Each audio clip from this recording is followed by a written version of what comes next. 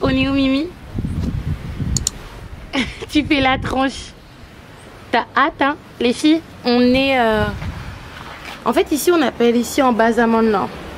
Parce qu'il y a des arbres d'amandes, entre guillemets. Mais des fois, et je pense que vous voyez l'installation qui est un petit peu rustique et rudimentaire. On va s'approcher dans un petit moment avec Mimi. Souvent, les jeunes viennent se mettre ici, boire leur petite boisson, profiter un petit peu, des fois même danser. Oui, mon bébé. Et donc là, aujourd'hui, on va aller en bas Amandeland se baigner. Surtout qu'il fait quand même super chaud. Donc avec Mimi, au lieu de rester au lieu de rester enfermé à la maison, et ben on va faire ça. Surtout que j'ai pu bien travailler. Donc on est parti. On y va?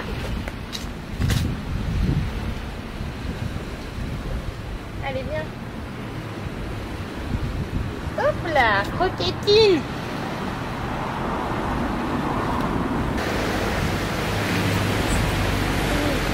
Ouais, mon bébé.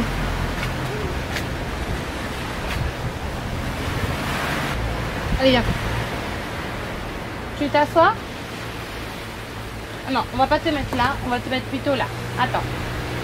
Le temps que je nettoie. Maman croquette. Mimi. Bon, je vais nettoyer un petit peu sa bouée parce qu'elle est sale. Et je vais la laisser sur ça. C'est tout le monde qui utilise ça ici. Est-ce que vous trouvez pas que Croquette, elle a archi grandi, les filles? C'est un truc de fou. Il y a pas longtemps, c'était un bébé. Regardez maintenant comment elle est grande. J'ai l'impression qu'elle a pris la grandeur de taille de mon papa. Bon, allez, je vais nettoyer cette bouée qui est un petit peu salouille.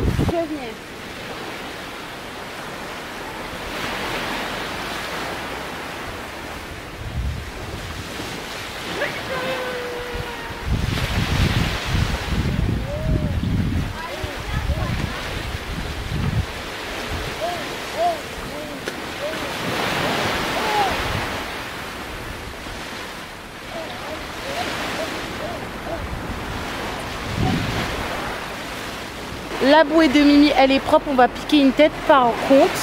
L'eau est bien froide. Bon, elle a un lycra, donc ça va. Mais bon, moi, c'est un peu compliqué. Coucou. Coucou.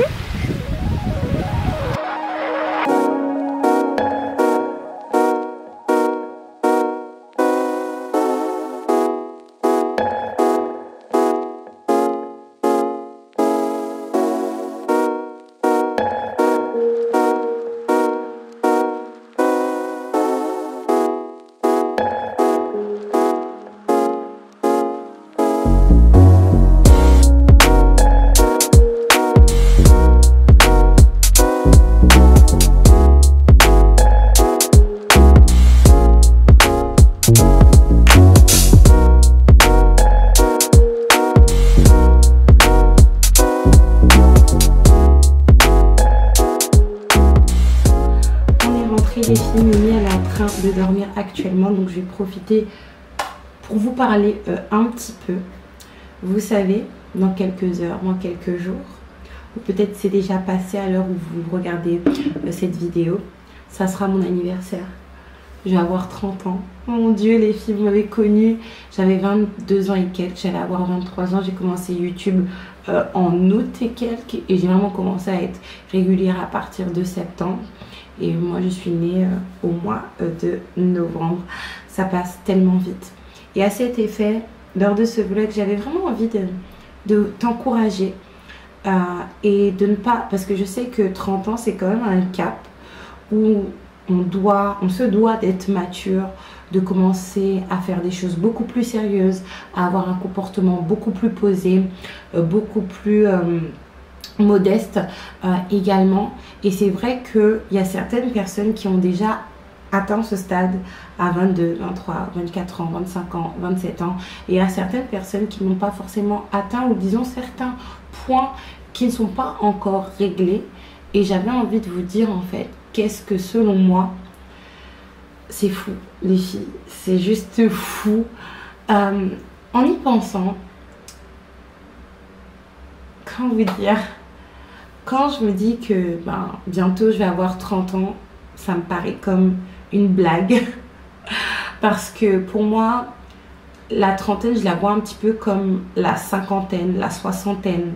C'est-à-dire que tu dois vraiment être posé, tu dois avoir tout, tu dois avoir acheté ta maison, tu dois avoir une voiture neuve, tu dois avoir peut-être voyagé, avoir fini tes études, être casé, être posé en fait. Et c'est pas du tout mon cas, et même dans la manière de voir les choses, la manière de réfléchir, les personnes avec qui je parle, c'est pas la trentaine quoi les filles, même si Dieu m'accorde encore quelques jours, quelques heures dans la vingtaine, je me sens un petit peu en décalage. En même temps, j'ai un petit peu d'amertume, mais très peu.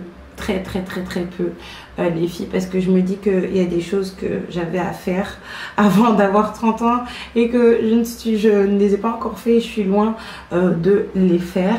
Cependant, faut pas être dans l'amertume. Vraiment pas. Il faut vraiment voir le chemin parcouru que le chemin que tu as encore à parcourir. Même si dans ta tête, tu dois te dire, bon, il me reste ça à faire et te donner un temps imparti. Même s'il y a certaines choses que tu n'arriveras pas forcément à faire. Du coup, il faut vraiment pas baisser les bras. Aujourd'hui, je vais vous dire un petit peu ce que je suis en train de faire, ce que j'aurais dû faire et ce que j'espère que vous avez fait pendant votre vingtaine. Mais si vous ne l'avez pas fait, il faudra la faire pendant votre trentaine.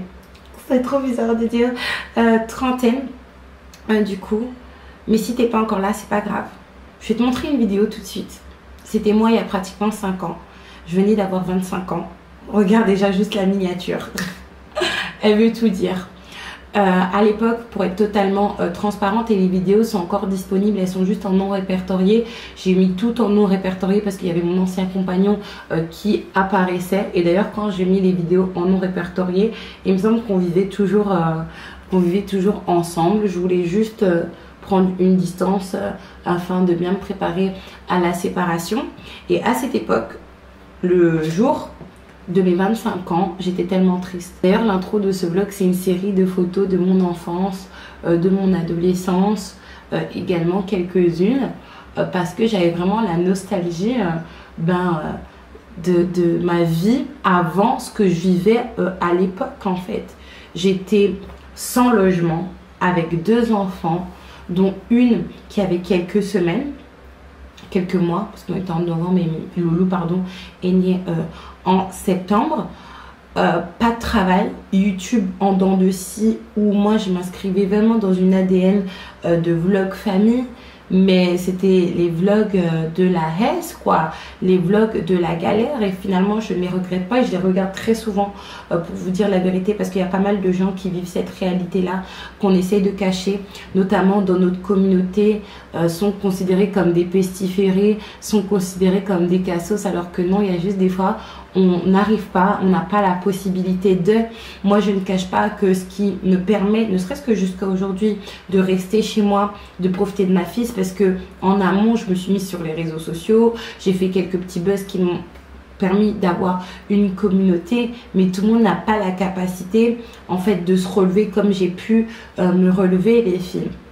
Et je pense qu'on ne devrait pas insulter ces gens-là, je pense pas que ces gens-là doivent être mis au placard, je pense pas que ces gens-là en fait ils doivent être mis en marge de la société, et surtout qu'on se le dise, c'est beaucoup un problème au niveau de la communauté noire en fait. Moi je vois beaucoup de contenu, comment se débrouiller avec peu, comment se débrouiller avec son RSA, comment se débrouiller avec telle aide, comment se débrouiller en fait. Et nous, c'est plus dépenser ce que l'on n'a pas déjà, mais faire paraître que l'on a en fait. Mais ça c'est une toute autre vidéo. Regarde-moi comment j'étais avant. Regarde-moi en fait.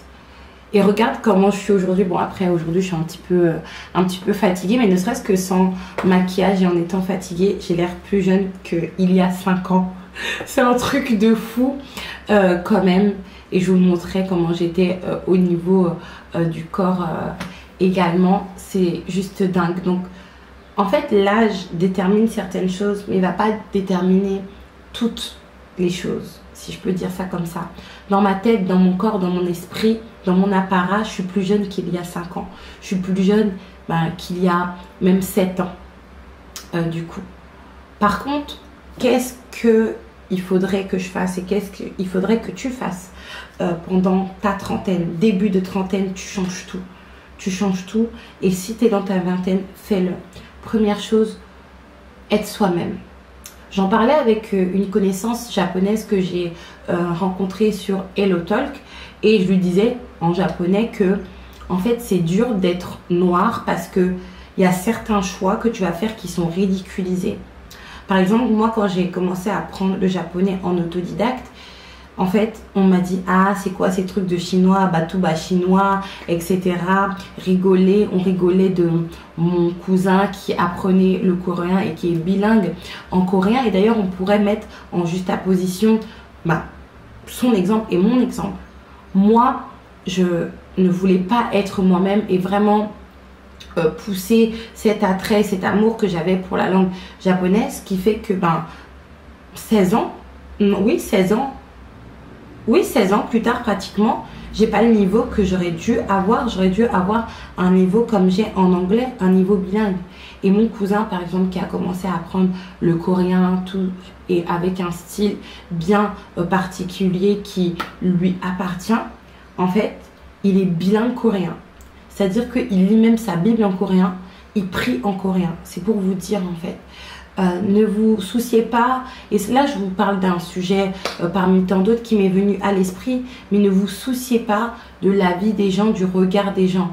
Les personnes qu'on a le plus décriées, regardez là où ils sont aujourd'hui.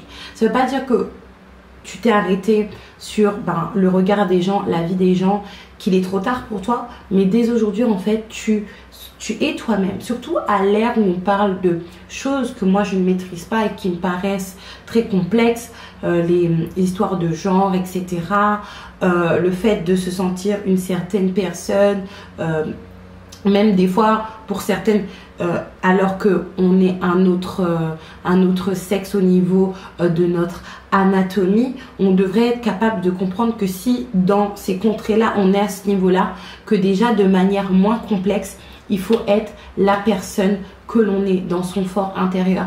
Moi, je sais qu'il y a beaucoup de choses que j'aimerais changer au niveau de ma féminité, au niveau de ma douceur, au niveau de mon style, au niveau de tout un tas de choses, en fait, que je n'ai pas osé faire parce que, justement, le regard des gens, surtout le fait d'être insulté de faux noirs, etc., c'est vraiment très dérangeant. La deuxième chose qu'il faut que je change impérativement, je me laisse un laps de temps, voilà, le temps de finir ma vingtaine, les quelques jours qui me restent, et après je change ça immédiatement. C'est le fait de oser, de pousser des portes. Je sais pas comment vous expliquer, mais encore une fois, le regard des gens, le peur du non également, fait que des fois en fait j'ai pas franchement osé faire certaines choses. Il y a quelque chose qui va arriver dans quelques semaines, vous allez le découvrir lors des vlogmas, et j'ai pu obtenir cette opportunité que j'attendais depuis des mois, voire des années maintenant. Pourquoi? Parce que j'ai osé poser la question, j'ai osé toquer à la porte, et c'est pas quelque chose que je fais en fait, notamment dans le milieu du travail, que ça soit déjà ne serait-ce que sur YouTube. Moi j'ai pas d'agent. Du coup, et c'est vrai qu'il y a certaines opportunités que j'aurais pu m'ouvrir en osant, en fait, parce que moi je suis pas dans une agence, je suis pas représentée par quelqu'un. Vous savez, dans les agences par exemple, il y a un budget pour un partenariat ou pour une campagne, et puis on distribue comme ça aux influenceurs, aux créateurs de contenu. Des créateurs de contenu, pour certains, ceux qui sont moyens et petits, qui n'auraient été jamais contactés s'ils étaient en indépendant, en fait. Tout simplement. Donc là, j'ai décidé de toquer à la porte de tout le monde. Par exemple, là, je vais envoyer un DM. Par exemple, là, je vais envoyer un DM à Nice Work Paris, alors que je n'aurais jamais fait ça de ma vie en temps normal. Je le faisais dans le cadre des perruques, mais même les perruques, j'avais un petit peu peur en fait. C'était un petit peu compliqué pour moi, et surtout le peur du non, le peur qu'on me dise mais attends, qu'est-ce que toi tu vas nous contacter en fait. Pareil pour mon site internet Ajafit, Je vais attendre de voir au niveau de la logistique comment je peux vraiment rendre ça beaucoup plus fluide, même si depuis que j'ai lancé la campagne de faire sous forme de réassort, sous forme de vente bimensuelle ou mensuelle sur le site, ça se passe beaucoup mieux. J'attends de fluidifier ça à fond et après les filles, je toque à toutes les portes. C'est-à-dire que là, je suis à deux doigts de contacter RCI pour être interviewée, pour présenter à Jafid, pour présenter mon activité, pour parler de mon histoire. Et j'ai besoin en fait des autres médias, que ce soit la radio, que ce soit la télé, que ce soit d'autres médias en fait, pour me permettre de prospérer. Surtout actuellement, là je suis en Martinique, pour briser ce plafond de verre, ça sera très compliqué, je vais pas mentir. Donc il faut que j'arrête de me cantonner au fait d'être voilà ma propre vitrine sur YouTube seulement et sur Instagram en fait. Donc oser pousser des portes, contacter. L'autre chose que j'aimerais vous dire également, c'est que, et là on va rentrer dans un sujet assez touchy, c'est que je regrette de ne pas avoir écouté plus mes parents. Et depuis un petit moment maintenant, depuis que j'ai l'âge de 26 ans, 27 ans, je les écoute beaucoup plus. Dès qu'il m'arrive quelque chose, je les appelle. Du coup, c'est vrai qu'on dit beaucoup que oui, les parents sont toxiques, etc. Cependant, je pense qu'on oublie que les parents, ils ont été à notre place. Ils ont été enfants, ils ont été adolescents, ils ont été jeunes adultes et après, ils nous ont eus. En fait, ils n'ont pas... Parce que des fois, on a l'impression que nos parents sont nés parents et qu'ils ont toujours été parents. Alors que non, en fait. Donc, peut-être que des fois, ils ont eu des agissements, des décisions qui nous ont mis à mal. C'est vrai, mais sachez que nos parents connaîtront toujours mieux que nous. Moi, je connaîtrai toujours mieux que Joshua. Surtout comme il est petit, pareil pour Ariel, pareil pour Mimi. Est-ce que j'ai fait mes erreurs? Bien sûr que oui.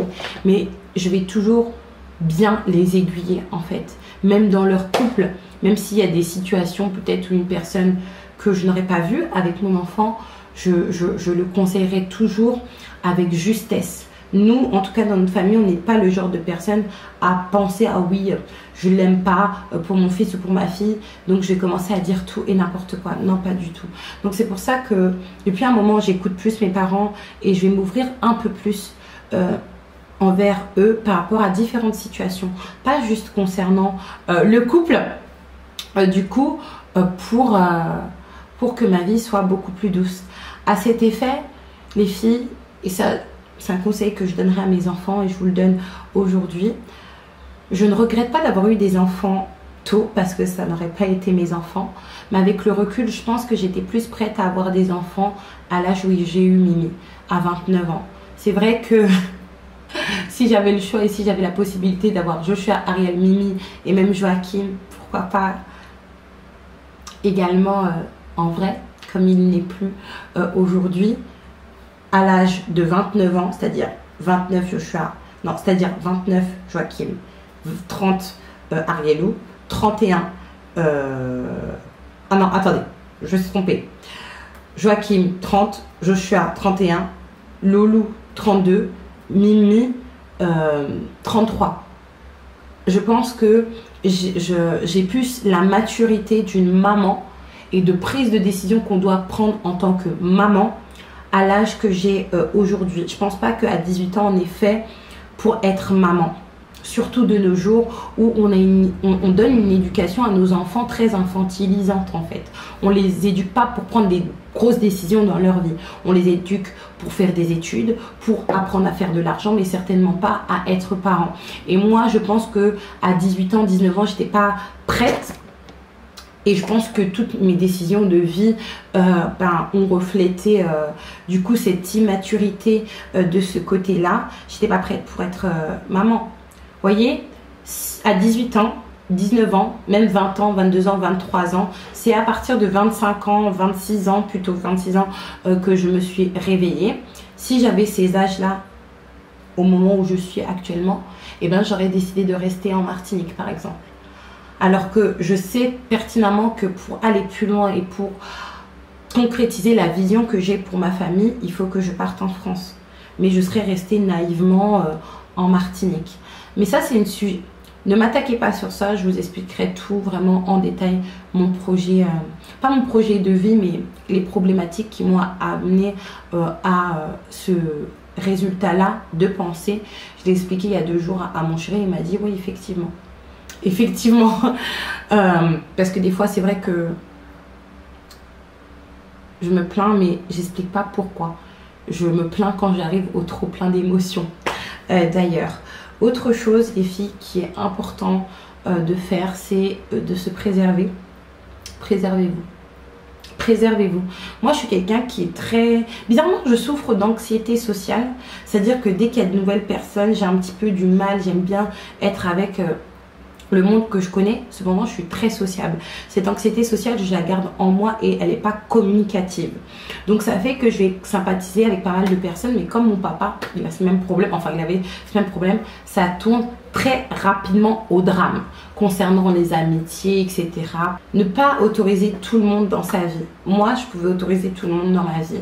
Et là, j'ai décidé d'être plus, voilà, cloisonnée et de plus me dire que en fait, j'ai des critères pour accepter quelqu'un dans ma vie. Ces critères vous choqueraient, c'est pour ça que je ne vais pas vous les partager aujourd'hui. Et ça se base sur des choses qui sont insignifiantes et qui sont assez touchy.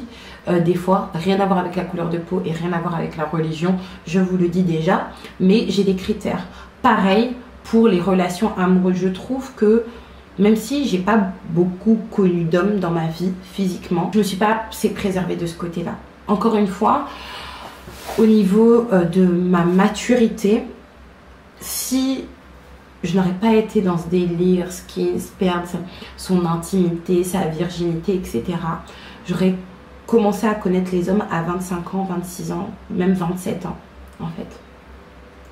Surtout que l'intimité, c'est quelque chose qui devient très addictif. C'est-à-dire que même quand tu es séparé, tu te dis, ah oui, je suis restée quand même 6 mois, 1 an, 2 ans sans rien faire.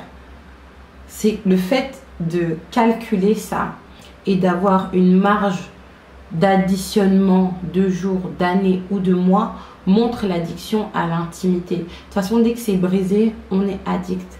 Mais le problème, c'est que l'intimité, en fait, tout le monde ne doit pas la connaître. C'est vrai que je pars du principe qu'on peut avoir plusieurs hommes de sa vie, pas plusieurs hommes dans sa vie, mais de sa vie. C'est-à-dire que, voilà, à la vingtaine, vous avez cet homme-ci, à la trentaine, vous êtes marié jusqu'à la cinquantaine, et puis voilà, il y a quelque chose qui s'est passé, ça ne marche plus, la personne est décédée malheureusement. Rien ne vous empêche de refaire votre vie, pardon, à la soixantaine. Effectivement, cependant, le fait de se souiller comme ça, je ne mâche pas mes mots, effectivement, passer des hommes, des femmes, et je parle pour les hommes également, je ne trouve pas que c'est une bonne chose. Préservez-vous. Préservez mon corps, préservez mon cœur, les filles. Il y a des gens qui meurent de chagrin. J'ai une tante qui est morte de chagrin, tellement sa relation avec son homme, c'était n'importe quoi. Autre chose, et ça c'est pour les filles, mais également les garçons, c'est de ne pas être dans la réticence d'exposer quelque chose à son partenaire, d'avoir peur que ça se termine. Moi, j'avais beaucoup ce problème-là et j'en ai même parlé à mon chéri récemment parce que j'ai dit à mon chéri sans équivoque et son âge, pas qu'il m'importe peu parce qu'il va, bon, l'année prochaine il va avoir 25 ans, c'est quand même un certain âge, même si je viens de vous dire quand même que c'est à partir de 26 ans que j'ai commencé à y voir clair que moi j'ai envie de me marier. Moi j'ai envie d'officialiser officiellement les choses à travers un mariage coutumier qui est une tradition de chez moi, mais à travers également la mairie. Je lui ai dit mes intentions clairement dans ma vie, en fait, en tant que femme, dans la sphère amoureuse, en fait. Mariage coutumier et mariage à la mairie, et on en discutait justement, et je voulais dire aux garçons, n'ayez pas peur en fait de dire également que vous n'êtes pas prêt ou que vous ne voulez pas de ça. Vous avez le droit de le dire en fait.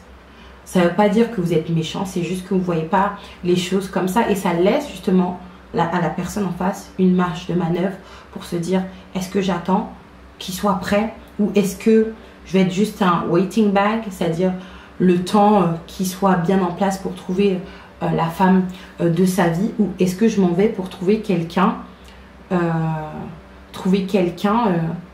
qui saura me donner ça tout de suite et maintenant. c'est important.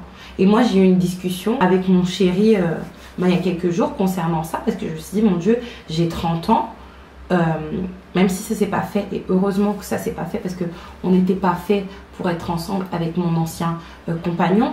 J'ai été avec lui de l'âge de 18 ans jusqu'à l'âge de 26 et quelques, donc 18, ben attends, 19, 20, 18, 19, 20, 21, 22, 23, 24, 25, 26, ben 9 ans, 9 ou 8 ans, il n'y a rien qui s'est passé. La seule chose qui s'est passée, c'est que j'ai fait des enfants. Et là, ça fait 2 ans que je suis avec mon chéri et je vais sur la 3e année. Donc non, en fait, arrêtez d'aller à l'école, en fait. Arrêtez de penser que vous allez être le American Dream from scratch. Vous construisez une fortune. Moi, je regrette d'avoir pas continué mes études. Hein. Je regrette amèrement. C'est pour ça que maintenant, je suis en centre de langue. Et avec Mimi qui n'est pas scolarisée ni à la crèche, c'est très compliqué. Et surtout que quand vous mettez la charrue avant les bœufs, comme dit mon chéri, il y a plein de choses que vous loupez. Ou que des fois, vous oubliez au nom de quoi? Au nom de la chair. Moi, par exemple, j'avais l'intention, quand j'étais jeune, après mon bac, soit de faire une LCE en japonais ou soit carrément de partir en visa PVT au Japon et de travailler, d'apprendre les langues, d'être dans une université de langue, etc. et de travailler à côté. Maintenant, c'est quelque chose que je peux dire, c'est pas possible. Je peux avoir un visa PVT toujours, du coup pour l'année prochaine, mais attendez, je mets mes enfants où? Après, moi j'ai la chance que ça soit au Japon ou que ce soit partout dans le monde, parce que j'arrêterai jamais YouTube, qu'on se le dise. C'est vrai que j'ai eu une petite folie de commencer TikTok parce qu'apparemment c'était bien pour les entreprises, il y avait beaucoup de ventes, mais je n'arrêterai jamais YouTube parce que en fait c'est ma plateforme à moi et ça crée tellement de souvenirs. Et ne serait-ce qu'avec YouTube, tu peux me permettre de me dire, ben, je vais au Japon pendant 3 mois. Certes, je ne suis pas autorisée à travailler pour une entreprise japonaise ou faire quoi que ce soit. Cependant, je documenterai toujours ma vie, en fait, mes voyages et mes expériences. Et ça générera du capital. Surtout que j'ai décidé de changer un petit peu ma manière de faire sur ma chaîne et de plus être une chaîne avec des programmes chaque jour ou chaque 2 jours. Mais ceci étant dit, moi, c'est moi. Moi, c'est exceptionnel mon cas, même si voilà, je ne gagne pas des millions. Continuez vos études pour prendre la voie qui est la plus facile. Je vous en supplie. Je peux même vous supplier à genoux, même si vous avez arrêté hein, et que vous êtes dans la vie active, reprenez vos études. Autre chose, j'ai tellement de choses à dire. Apprenez à vous aimer. Apprenez à vous aimer parce que, en fait, si vous ne vous aimez pas, vous allez être accepté d'être traité de... Ouh là là, j'en perds mon latin parce que, encore une fois, j'ai des flashs de n'importe quelle manière. Moi, personnellement, je me suis rendu compte que c'est pas que j'aimais tellement mon ancien compagnon à un point où je voulais tellement rester avec lui que je supportais tout ce qui se passait. Non, c'est parce que je ne m'aimais pas. Je n'avais pas conscience de ma valeur. Mims s'est réveillée de sa sieste.